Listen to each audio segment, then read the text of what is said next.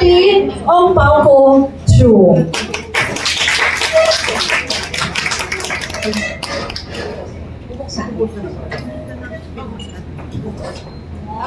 O, diba? Ang bongga ng ano. Let's welcome si Chef Happy.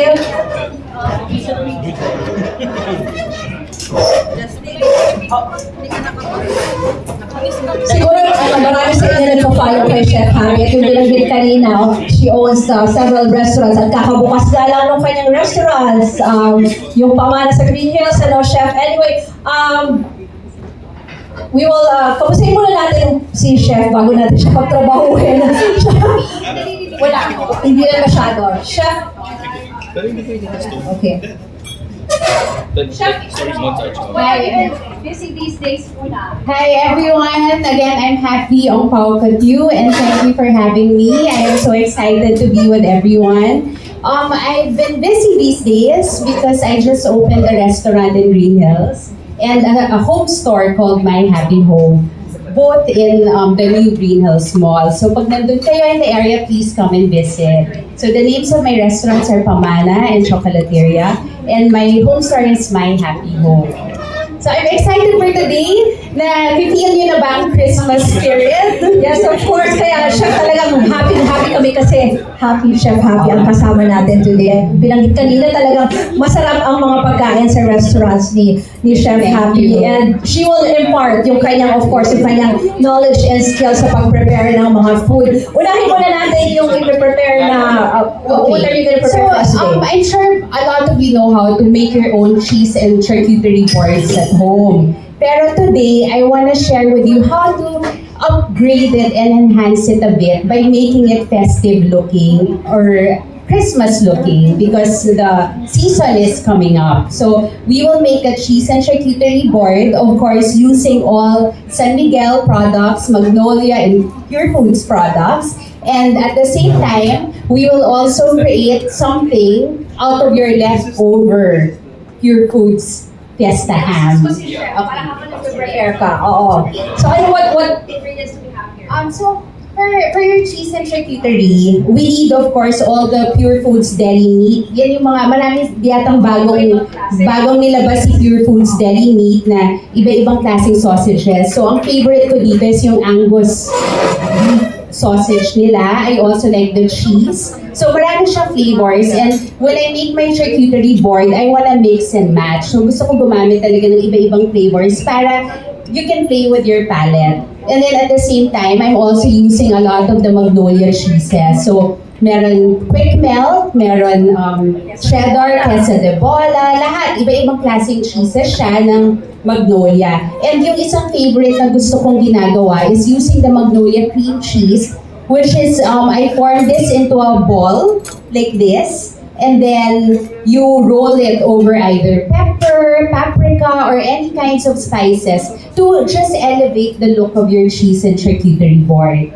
So, another option that I like doing then is when I make my cheese and charcuterie boards, gusto ko interactive siya. So, hindi lang yung pupunta yung mga tao para kumuha ng pagkain. So, dito gumawa ako ng, of course, Pure Foods Fiesta Ham Station, kung saan gumawa tayo ng iba-ibang glazes and then yung pandesal para when your guest comes, they can mix and match and, just serve their own according to how they like it.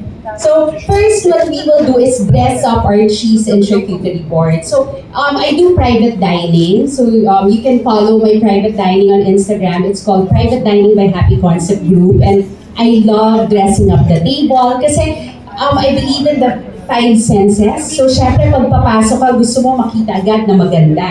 Tapos kasunod doon, mabango para gutumin ka, di ba? Tapos syempre, yung pagkain mo dapat masarap. And the list goes on. So today, first ang gagawin natin is i-dress up natin itong cheese and charcuterie board. So paano natin gagawin na hindi masyado mahal?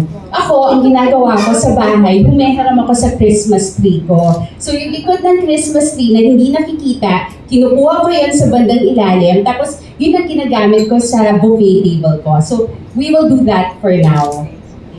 So, ang ganda ng tip ni Chef, no? I-recycle nyo na lang yung mga... Oo, nasa Christmas tree, tama. Oo. Tapos, importante ang layering. So, pagka may buffet table kayo, hindi ilalapag nyo lang lahat na isang layer. Kasi walang dating yun. So dapat, kumuha kayo ng mga boxes, tapos doon gagawin yung tall, small, medium, tapos paglalaruan nyo.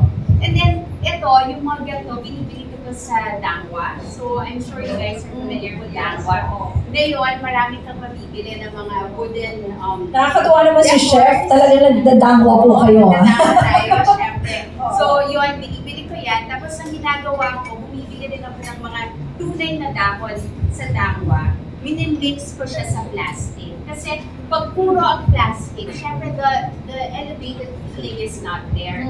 Fresh flowers and fresh leaves are still the best. But of course, it's expensive. Kaya Mix na lang, lalagay natin tama. siya. Maglalagay tayo ng plastic na galing sa Christmas tree natin. So, okay. So here, I'm gonna make it, please, baka kasi gutom na kayo, so bibilisan ko. So ito, I'm gonna put this, and then sisinitan nyo lang siya isa-isa. Ayan. Ang itsura niya dapat punong-puno para it looks festive. So again, itong mga to, kinuha ko lang ito sa Christmas tree ko. Yung namang problema what to do, especially doon sa mga old Christmas tree kung gusto nilang bago, no? Yung mga decor. You know, me, I don't throw. So normally, di ba yung Christmas balls, nawawalan siya ng pintura. So, kumukuha lang ako ng pentel pen, tapos pinukulayan ko siya, or magpe-paint ako ng glue, tapos lalagyan ko siya ng glitters, para lang mabalik yung dati niyang buhay. Tsaka yung iba, Chef, minsan iba-iba ang color theme every year. So yung mga napaglumaan na kulay, pwedeng gamitin. Oo. Sa words. So here. So again, you can never go wrong with any kind of decor. So you just have to be as creative. And because it's Christmas, we want it to look very, very festive. So ayan, yung mga natitirang mga bola nyo, kasi itapon nyo, display nyo na lang. And then what I did here also, again, gumawa ako ng glazes ng ham. Kasi it's good na when you have a buffet table, hindi lang yung parang kukuha sila, para meron mga ideas na magagawa yung guests nyo. So, it's in our, I think they have it on the recipe guide. So today we made two kinds of ham glazes, which is, one is mango and the other one is honey soy sauce. So you will find it in the recipe given. And then for the fiesta ham, what I do is, it's either I bake it, so I brush the glazes on top of the fiesta ham, I bake it, or I saute it. Okay, so there are two kinds of ways that I present my fiesta ham. Now, when we are doing our charcuterie, I like doing it by clusters. So, para mas maganda tignan, kasi ihalo-halo niyo lahat, i-cluster niyo siya. So, let's do Para mas it. maganda rin, no, appetizing din tignan, ano. Oo. Social siya tignan. So, there. Yung nakikita natin, different types of sausages, and then different types of cheese. Siyempre, meron tayong crackers. Ano po ba yung nandito? Oh, nuts, yes. Different kinds. So, we'll start with my What's so nice the day I made it. So when I cook the sausages, I won't put it all in one place. Pero, kailangan nyo kasama yung Oo. Not one that they showed. Yeah. Ilalagay ko siya sa iba-ibang Kasi I made a video. para i-distribute ang meat nyo. At saka minsan kasi, Chef, hindi ka naman kukuha ng maraming ano, diba? Talagang tikim-tikim ka lang din naman dun sa sausages or whatever's on the board. And you want to taste everything din kasi. Yes, yes. Except for this one, this one is Maganda siya na ihalas nyo, pero per time this one, pa rin. let's say Mada Pandesal. Yeah. You're going to launch it. Parang pag ikaw ba, Chef, ano ang gusto mo talagang ano? Pag nasa ako kasi cheese talaga, yung iba-ibang cheese talaga yung inuuna ko eh. Actually, ako favorite rin cheese. Oo, yeah. Pero ang gusto ko talaga may cheese and charcuterie na international, hindi lang yung Kaya gumawa tayo dito ng pandesal bar. Oo. So yung pandesal bar, yung guests nyo, pwede silang kumuha ng pandesal. And then lagyan, And then they can choose their own glaze na. Very Filipino lang pandesal na palaman ng ham, di ba? And then you can also have a hot chocolate bar on the side, di ba? Para Christmas theme.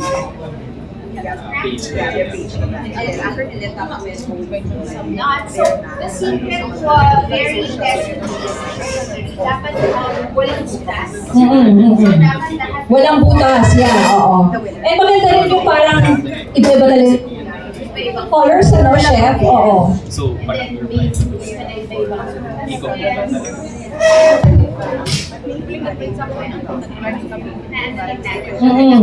Yeah, kung meron ka At wag po kayo mag-alala, pwede niyo po siyang tikman maya after the chef. actually we And then what's important also when you're doing it, syempre, gusto mo minsan lalo na ang ham, masarap siya kung may oil. So, pwede mo gawin by your stove, and then slow fire din ang yung portion ng ham garlic. Okay. So again, kailangan Hindi sprinkle, hindi kakalat yung nasa side. Ano? talagang ang ano natin, para tayo gumagawa ng flavor. Yeah. Puno lang natin lahat ng Mm-mm. butas, para maganda sa design. Ganun pala yung dapat walang space, walang butas na chef. tinatest na. And then again, yun na nga, because it's Christmas, kumapit tayo ng maraming Christmas decors on the side. Para naman maganda siya tignan at Oo. elevated talaga yun. And the Christmas colors eh, no? Yung red and green, tapos yung food mo yung parang mga yellowish or gold. Diba? Yes, Ano po yung raisins din yun, no? Yeah, oo. but the real secret to make it festive Oo. is just cover all of the Yes. So, companies make sure that everything is amazing.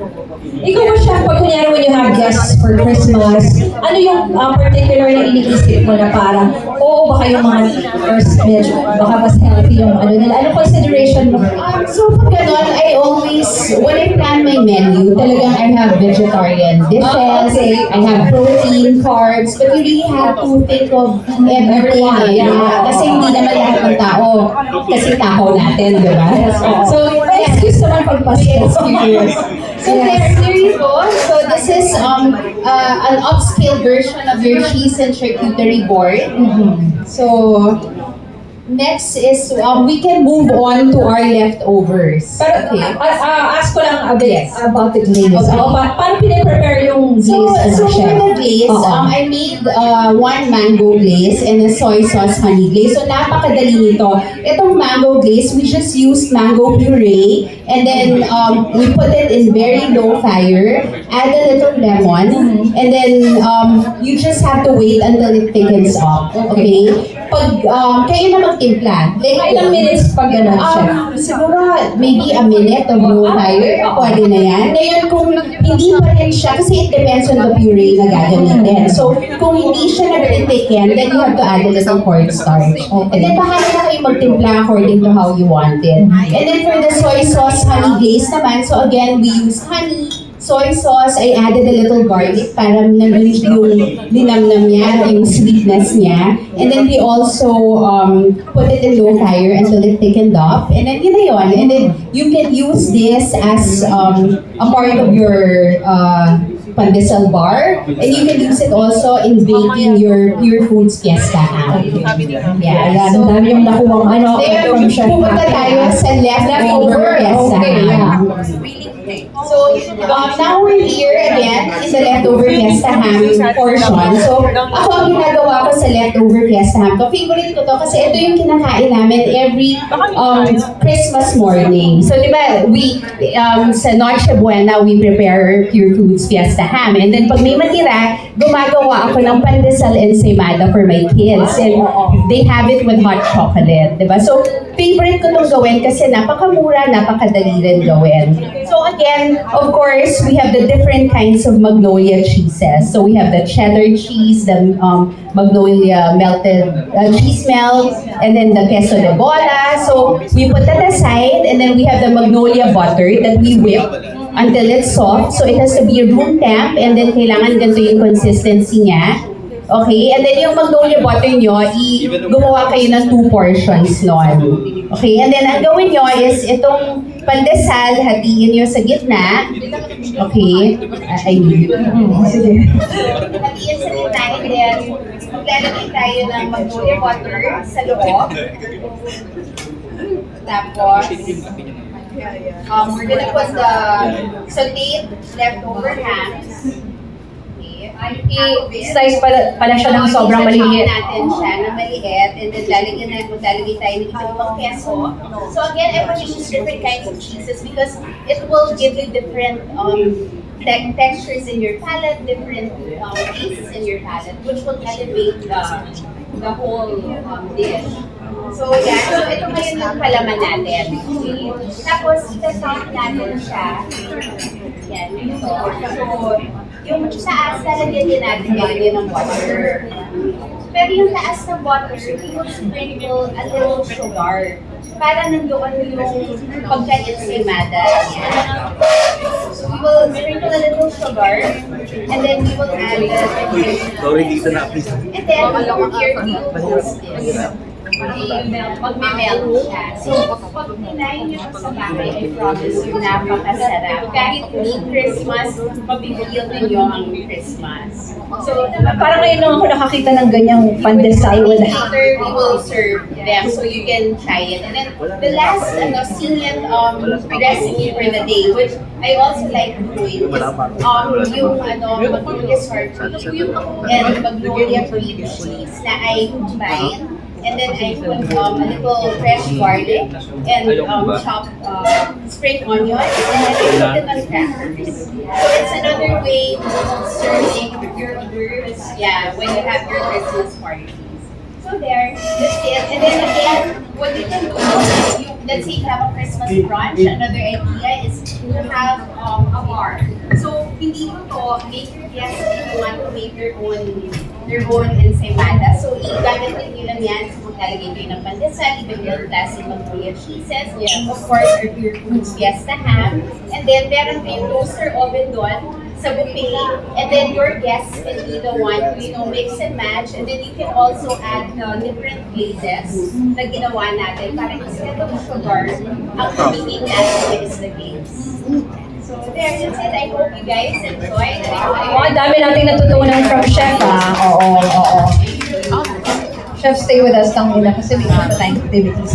So Chef, again, ang pinaka magandang takeaway din natin dun sa leftover food ay maraming pwedeng gawin dun sa ating Pure Foods Fiesta. Super namin pwedeng gawin. So, hindi lang siya pwedeng pwede siyang pang pandesal, pang ensaymada, pero pwede rin siyang pang ham silog. Yes, Siyempre, napakasarap niyan with garlic, rice, and egg, diba? So many things to do with your Pure Foods Fiesta ham. Siguro, Chef, before we let you go, ay yung tips nyo na lang muna sa ating mga food influencers, especially this Christmas season. Ano ba yung parang, meron pong parang mga kung ano yung uso niya for fashion, di ba? May mga ganun, kung ano yung uso for Christmas celebrations, and ano yung dapat nating isipin, especially when we prepare food for our families.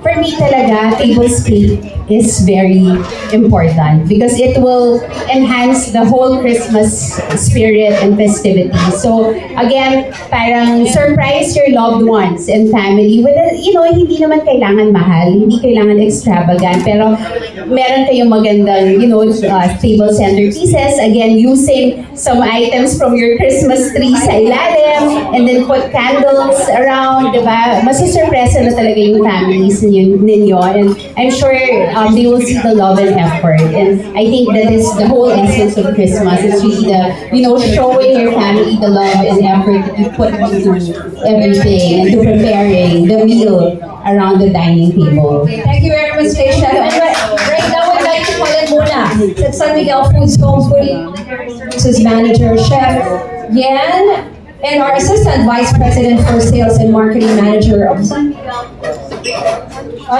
si Ms. Leia Wallace.